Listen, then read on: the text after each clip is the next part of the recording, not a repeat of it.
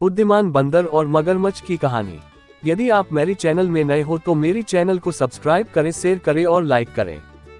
धन्यवाद। एक था घना जंगल जहां जानवर एक दूसरे के साथ बहुत प्यार से रहा करते थे। उस जंगल के बीच एक बहुत सुंदर और बड़ा तालाब था। उस तालाब में एक मगरमच्छ रहता था। तालाब के चारों ओर बहुत सारे फलों के पेड़ लगे हुए थे। उनमें से एक पेड़ पर बंदर रहता था।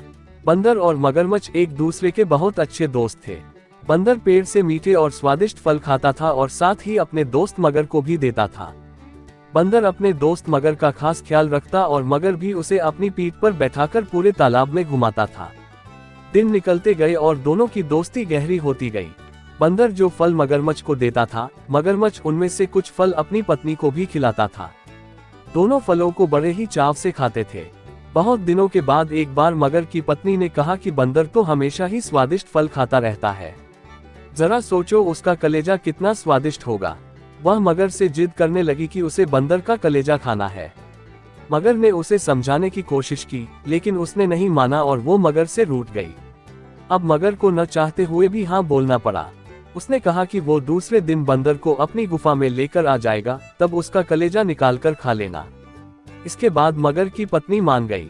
हर दिन की तरह स्वादिष्ट फलों के साथ बंदर मगर का इंतजार करने लगा। कुछ ही देर में मगर भी आ गया और दोनों ने मिलकर फल खाए।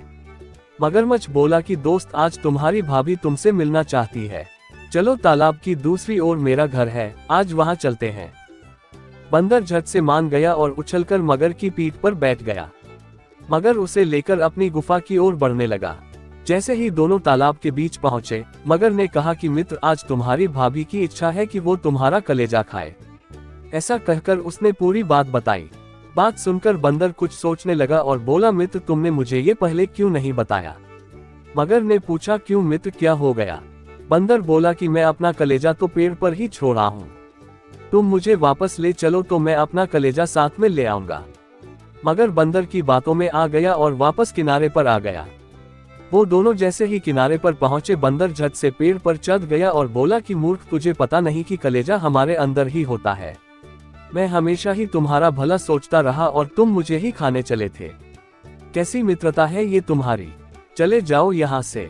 मगर अपनी करनी पर बहुत शर्मिंदा हुआ और उसने बंदर से माफी मांगी, लेकिन अब बंदर उसकी बातों में नहीं आने वाला था।